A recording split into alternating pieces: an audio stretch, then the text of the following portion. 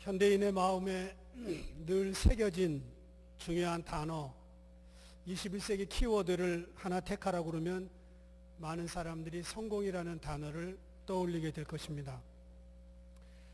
성공을 인생의 목표로 생각하는 사람들이 아직도 많이 있습니다. 그리고 그건 당연한 것입니다. 그런데 성공을 중심으로 하는 사회는 서로를 경쟁자로 취급합니다. 그리고 한 사람의 성공은 성공하지 못한 다른 사람들을 질투하게 하고 또 시기하게 만들 수가 있습니다. 사실 어느 조직이든지 또 어느 사회든지 한 사람이 수고해서 열매를 거두고 성공하면 기쁜 마음으로 축복을 해주는 것이 마땅합니다. 유능하고 자격이 있는 사람들이 정당하고 가치 있는 대접을 받는다면 그것은 아름다운 것입니다.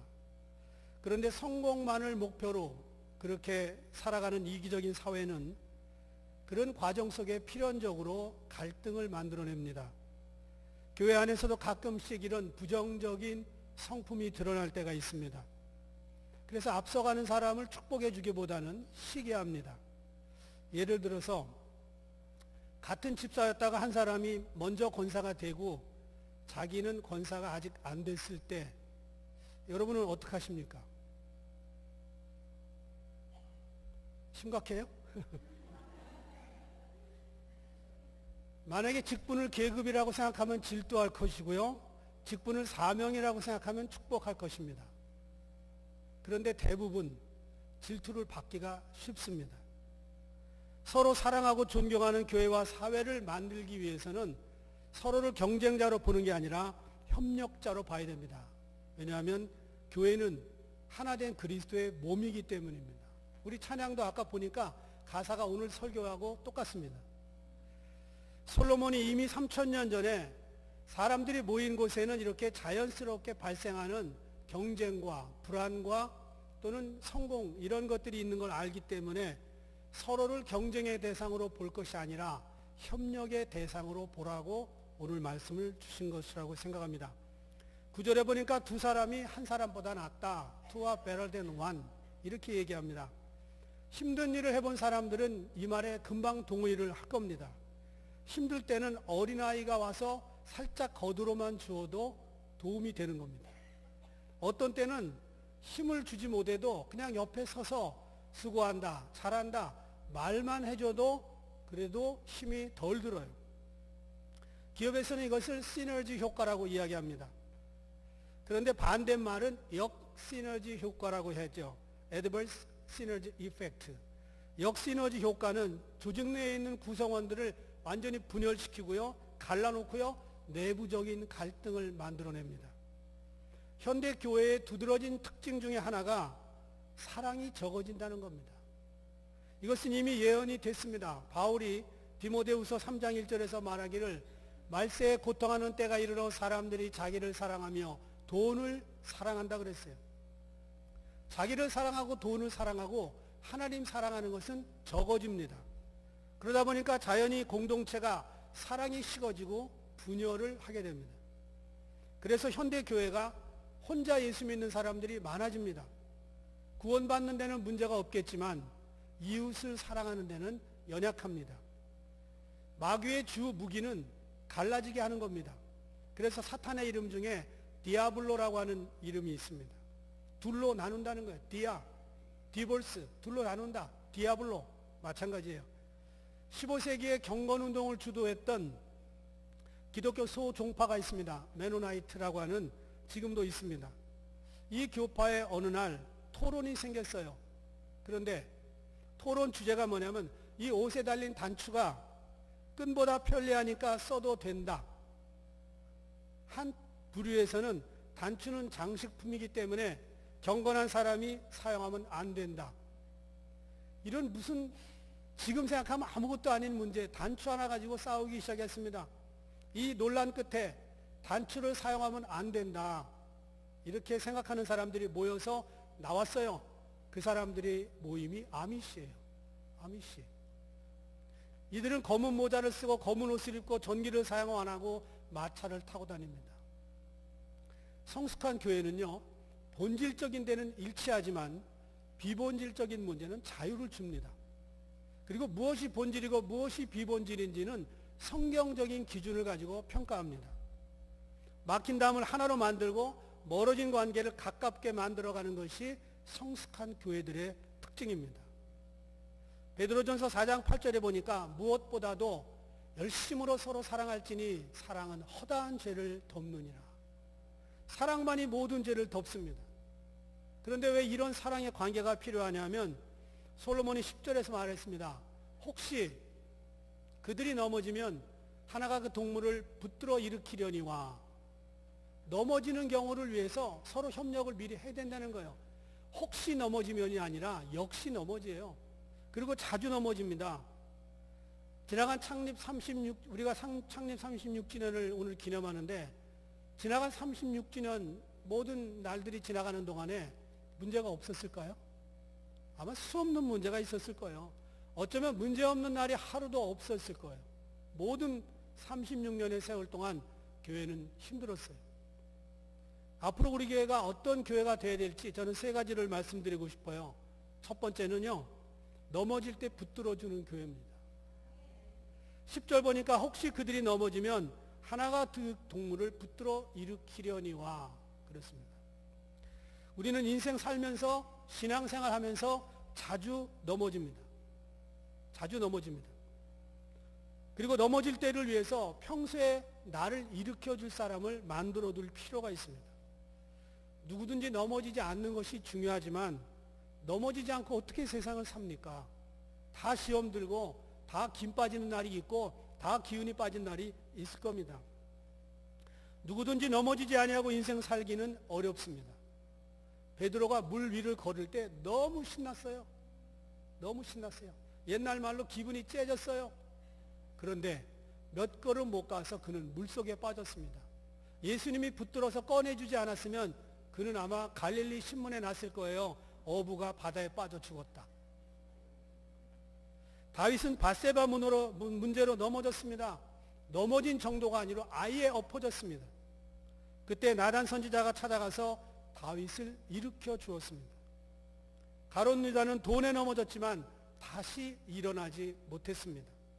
왜냐하면 가룟 유다는 평소에 자기를 붙들어 줄 수 있는 친구를 만들어 두지 못했습니다. 그는 제자였지만 헌금을 도둑질에다가 썼어요. 여러분 아시겠지만 도둑질은 어지간하면 혼자 합니다. 둘이 하면 수입이 반으로 줄어들어요.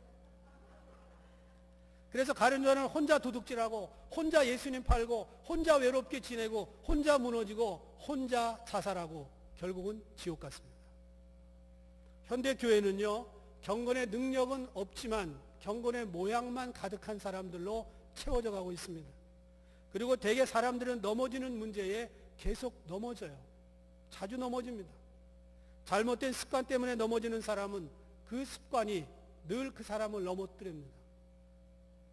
분노 때문에 넘어지는 사람은 늘 얼굴에 화가 나 있어요. 그래서 넘어집니다. 이성 문제에 넘어지는 사람은 자주 또 이성 문제에 넘어져요. 돈에 무너지는 사람은 주로 돈 때문에 무너집니다. 목사는 분명히 헌금 설교를 했는데 그 사람은 돈 설교로 들었어요. 이 단어의 차이를 아십니까? 저는 헌금 설교했어요. 근데 그분은 돈 설교로 알아들었어요. 돈 때문에 무너지는 거예요.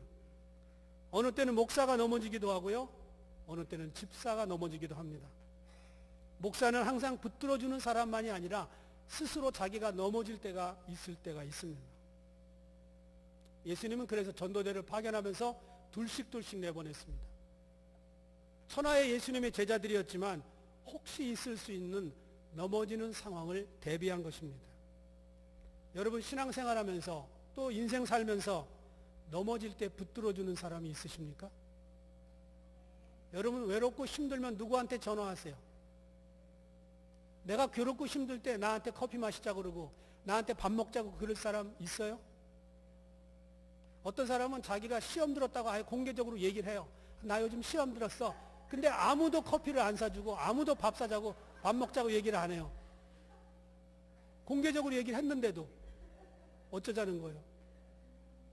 평소에 인간관계 잘못했다는 증거입니다. 우리는 얼마나 자주 다른 사람을 또 붙들어 일으켜 줍니까? 경쟁사회는 자신의 성공만을 위해서 일어서려고 하는 사람을 주저앉힙니다. 그러나 좋은 교회는 넘어질 때 서로 붙들어주는 사람이 많은 교회입니다. 아직 성숙하지 못한 교회는 넘어져도 붙들어줄 사람이 없어요. 아니면 목사 혼자서 이 사람 저 사람 붙들어주고 일으키다가 정말 시간만 가는 교회, 이등병으로 가득 찬 교회, 이 문제입니다. 여러분은 서로 넘어질 때 붙들어줄 수 있는 아름다운 관계가 되기를 축원합니다. 우리 옆 사람하고 한번 인사해 보세요. 제가 넘어지면 붙들어 주십시오. 저도 당신이 넘어지면 붙들어 드리겠습니다.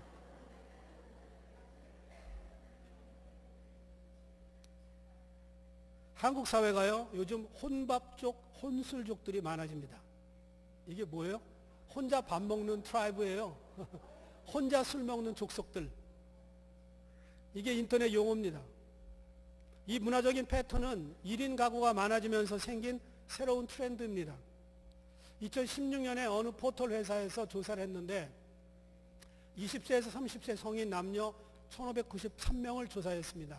전체 52.5%가 본인이 나홀로족이라고 이야기를 했습니다. 이 나홀로족들이 하는 1등 첫 번째 행위는 뭐냐면 혼자 밥 먹는 혼밥이 95.3%입니다. 그리고 혼술, 혼밥 트렌드에 대해서 86%가 긍정적이라고 답변을 했습니다. 왜 긍정적인 이유를 들었냐면 방해받지 않아서 좋다는 거예요.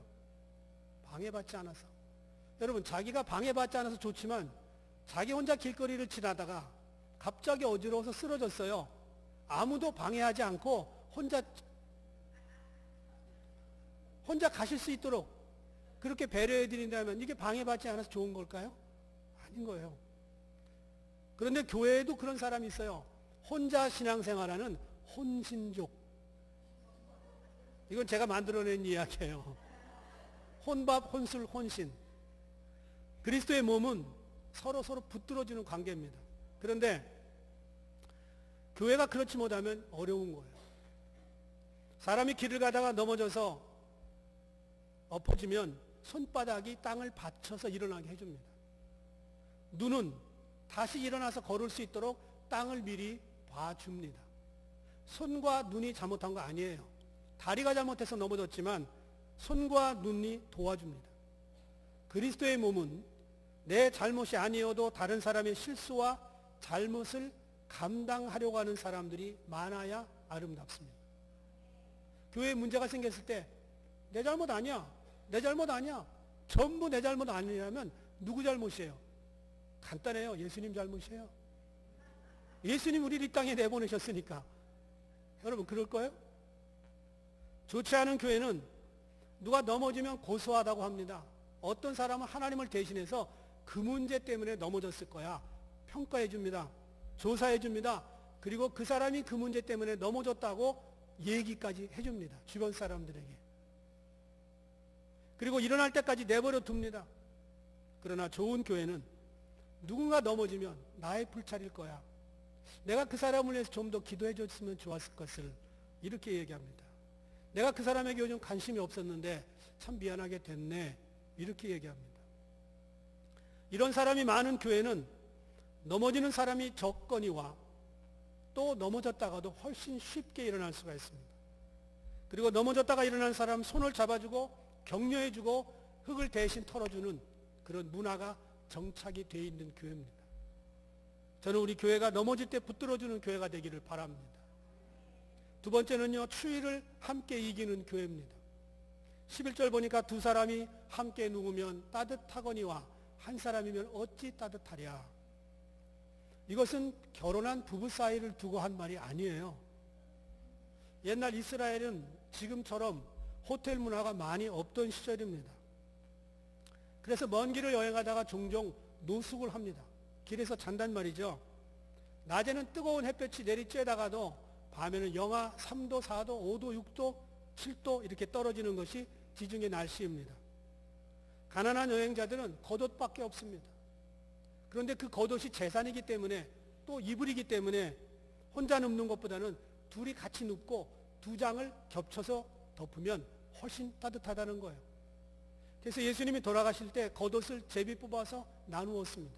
그 말은 겉옷이 그만큼 중요한 재산이기 때문에 그런 거예요. 한 사람의 힘은 한계가 있지만 두 사람이 합하면 추운 밤도 이길 수 있고요, 영혼의 차가움도 이길 수가 있습니다.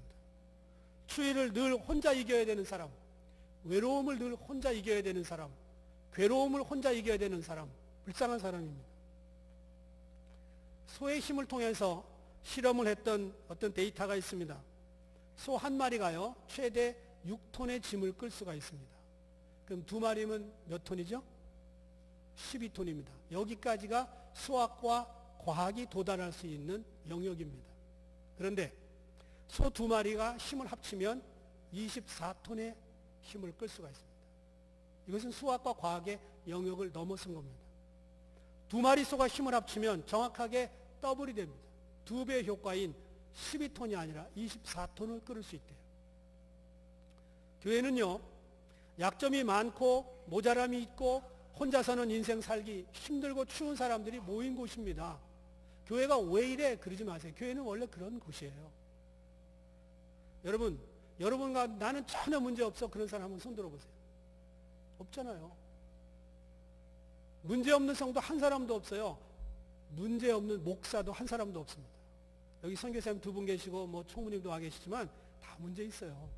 저도 문제 있어요. 앞으로 제 문제를 발견하거들랑 기도해 주시고요, 와가지고 괜히 확인 사살하지 마세요. 스펄전이라고 하는 유명한 목사님이 계셨어요. 정말 설교를 잘했습니다. 이분이 목회하는 교회에 어느 날 한 청년이 찾아왔어요. 목사님, 제가 이 교회를 다녀보니까 이거가 문제네요. 저는 다른 교회를 찾겠습니다. 가라고 그랬어요. 그리고 그 청년에게 이렇게 얘기했습니다. 자네가 문제없는 교회를 찾거들랑 그 교회를 나가지 말게. 너 때문에 문제가 생길 거야, 이놈아. 여러분, 다 문제 있어요.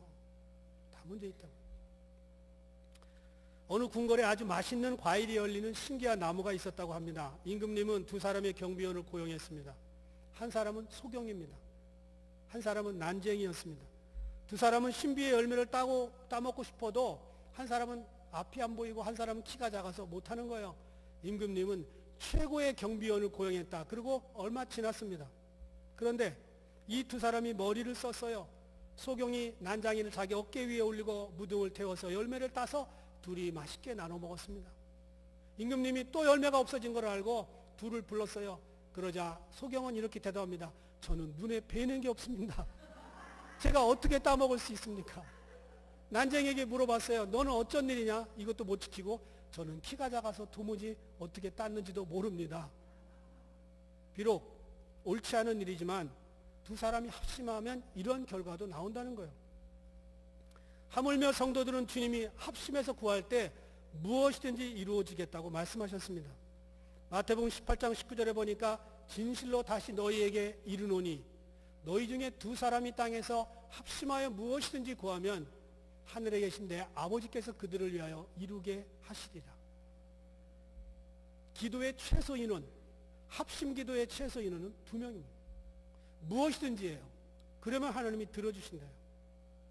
우리가 합심하면 영혼의 추위, 밤의 추위만 극복하는 것이 아니라 영적인 추위와 이 시대적인 암울함도 극복될 수 있다고 믿습니다. 세 번째는요, 12절에 영적 전쟁을 위한 동지입니다. 능히 맞설 수 있다고 이야기합니다.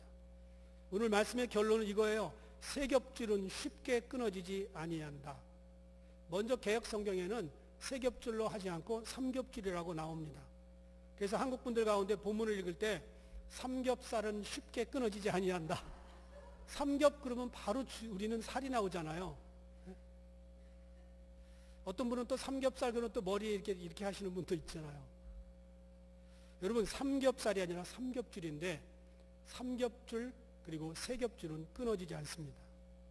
현대 기업은 한정된 일자리와 시장의 한계 때문에 기업들이 뭉쳐요. M&A, 소위 기업 합병을 합니다. 어떻게 해서든지 경쟁사회에서 살아남기 위한 전략입니다. 여러분, 기아가 현대로 들어간 거 아시죠? 다 알고 있습니다. 미국에서 배달 전문 업체인 페덱스와 킹코가 합했습니다. 그래서 이 둘은 FedEx 킹코가 됐습니다. P&G가 면도기로 유명한 질레트를 합수했습니다. 인수했습니다. SBC 커뮤니케이션즈는 AT&T를 인수했습니다. 한국에서는 유명한 다움과 카카오가 합병을 했습니다. 우리는 영적 전쟁에서 혼자보다는 같이 싸울 때 능히 맞설 수 있다고 하는 것을 알 수가 있습니다.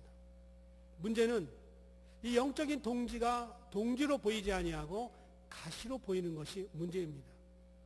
내 영적 전쟁의 걸림돌이 될 때 문제가 되는 것입니다. 그러므로 교회는 평소에 삼겹줄로 단단히 묶여서 어떤 영적 전쟁을 치르다 할지라도 능히 이겨낼 수 있는 힘이 있어야 됩니다. 바울과 실라는 어느 날 전도하다가 온몸이 만신창이가 되도록 얻어맞았습니다. 그날 밤 그들은 끙끙대고 신음을 해도 시원찮은데 밤에 둘이 일어나 찬송하며 주님께 영광을 돌렸습니다. 그때 옥문이 흔들리고 감옥이 열렸어요. 삼겹줄의 신앙은 감옥문도 열 수가 있습니다. 대전에 있는 어느 두 교회는요, 각각 두 목사님이 50명 목회를 했습니다. 그런데 두 분이 기도하다가 합쳤습니다. 교회가 몇 명이 됐을까요? 100명. 50명, 100명. 그런데 목사님들이 서로 신방을 나누고 팀 목회를 하면서 서로 장점을 보완하면서, 단점을 보완하면서 장점을 살려나가니까 교회가 400명이 됐습니다. 만약에 둘이 계속 목회했다면 여전히 50명일 건데 400명이 됐어요.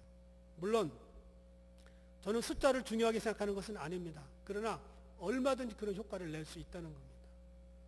지금부터 100년 전에 초기의 한국 교회는 참으로 약했고 가난했고 힘이 없었습니다. 그래서 겸손히 땅에 엎드려 하늘을 바라보면서 하나님만 의지하고 핍박과 환난을 견디면서 교회가 연합했습니다. 서로를 의지하면서 아름답게 지냈습니다. 부흥회를 해도 장로교, 감리교, 침례교, 성결교 이런 게 없었어요. 옆에 교회에서 부흥회 하면 우리가 한꺼번에 가서 헌금해주고 찬양해주고 기도해주고 연합성가대를 했어요. 아마 여기 어렸을 때부터 신앙생활 하신 분들은 부흥회 가면 찬송가, 개편 찬송가 몇 장, 합동 찬송가 몇 장, 새 찬송가 몇 장, 3번 나누어서 알려준 거 기억이 있으실 거예요. 여러분, 그런데 지금은 어떻게 됐을까요? 많이 바뀌었어요.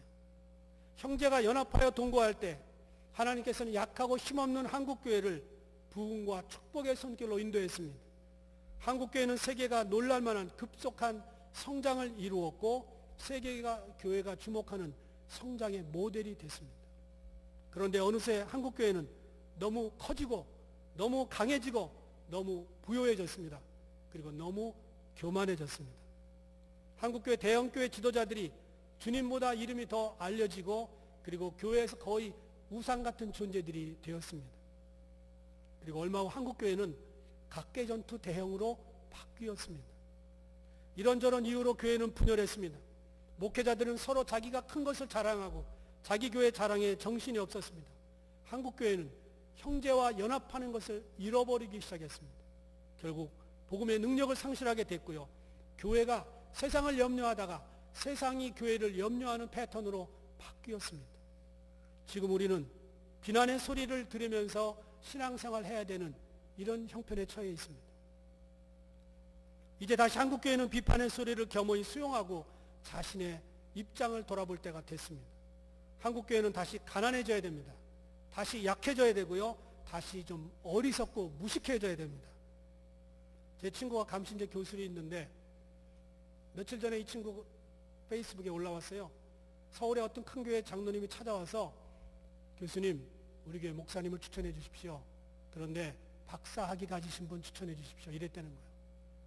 다른 거 다 하고 그래도 박사학위가 있다. 이것은 플러스 알파지만 초장부터 박사학위를 가진 사람을 찾는다는 것은 이건 우스운 이야기입니다. 이건 교회를 망가뜨리게 있다는 얘기예요. 여러분, 교회는요, 기도하고 말씀 잘 전하고 그리고 하나님을 뜨겁게 사랑하는 목사면 충분합니다. 그거면 되는 거예요.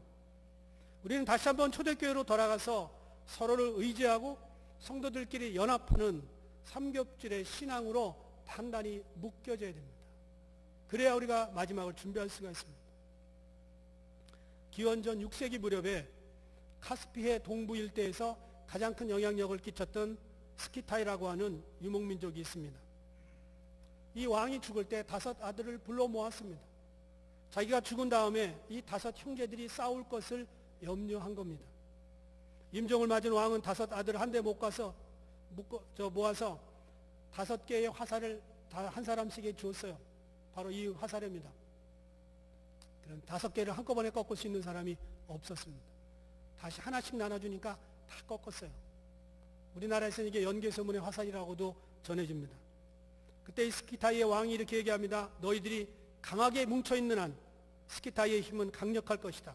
그러나 흩어지게 되면 스키타이의 운명은 끝나는 것이다. 형제간에 화합해야 된다. 여러분, 혼자 있으면 위험합니다. 다윗은 바세바 사건 때 분명히 전쟁 시즌인데 자기 혼자 후방에 있었습니다. 그것도 대낮까지 잠을 자다가 늦게 일어나서 목욕하는 여인을 봤어요. 유혹이 왔는데 혼자 있었기 때문에 견디기 어려웠어요. 모세에게는 형님 아론이 있었습니다. 전쟁할 때는 너무 힘들어서 훌까지 와가지고 아론과 훌이 양쪽 손을 붙잡아 주었습니다. 베드로는 마가 요한을 영적 아들로 데리고 다녔고 마가는 통역을 맡아 주었습니다. 바울은 바나바와 사역하다가 어느 기간 후에 독립하고요, 디모데를 친아들처럼 생각하고 전도의 파트너로 데리고 다녔습니다. 너무 자신이 강하면 아무도 주변에 남지 않습니다. 친구가 사라져요. 있다가도 떠납니다. 혹시 여러분 가운데 이렇게 성도들이 많은데 나 혼자 고독하게 신앙생활하는 것 같다 라고 생각이 되면 옆에 분을 볼 거 없고 나를 봐야 돼. 내가 너무 깐깐한 거 아닌가? 내가 사람들에게 친근감을 주고 있는가? 나는 사람들에게 가끔 밥을 사고 있는가? 사람들이 가까이 오는 것을 귀찮아하지는 않는가? 내 사생활에 대해서 물으면 아예 입을 닫고 있지 않는가? 이런 걸 생각해 봐야 됩니다. 사람들은요, 자기보다 살짝 연약하거나 모자라는 사람들에게 도와주고 싶은 본능이 가요. 사람이 없어 보이면 밥이라도 사주고 싶어요. 그렇죠? 그런데 사방팔방 둘러보아도 바늘구멍 하나 들어갈 틈이 없이 완벽해 보이면 그 근처에 가기가 어렵습니다. 그래서 적당히 모자라 보이는 것이 은혜입니다. 너무 잘생기잖아요, 여자들이. 그 남자들이 접근을 안 해요. 주인이 있겠지. 주인 없는데. 오늘 우리는 창립 36주년을 맞이했습니다. 하나님께서는 지나간 36주년 동안 우리를 붙들어 주셨습니다. 앞으로도 붙들어 주실 것입니다. 그런데 우리의 기도와 노력과 플러스 서로의 사랑, 삼겹질의 신앙으로 묶이지 아니하면 우리는 혼자서 영적 전쟁을 감당해야 될지 모릅니다. 우리 어거스타 교회는 3겹줄, 4겹줄, 5겹줄, 100겹줄이 되어서 주님 오시는 그날까지 끊어지지 아니하고 튼튼한 영적 동질이 되기를 주님의 이름으로 부탁을 드립니다. 기도하겠습니다.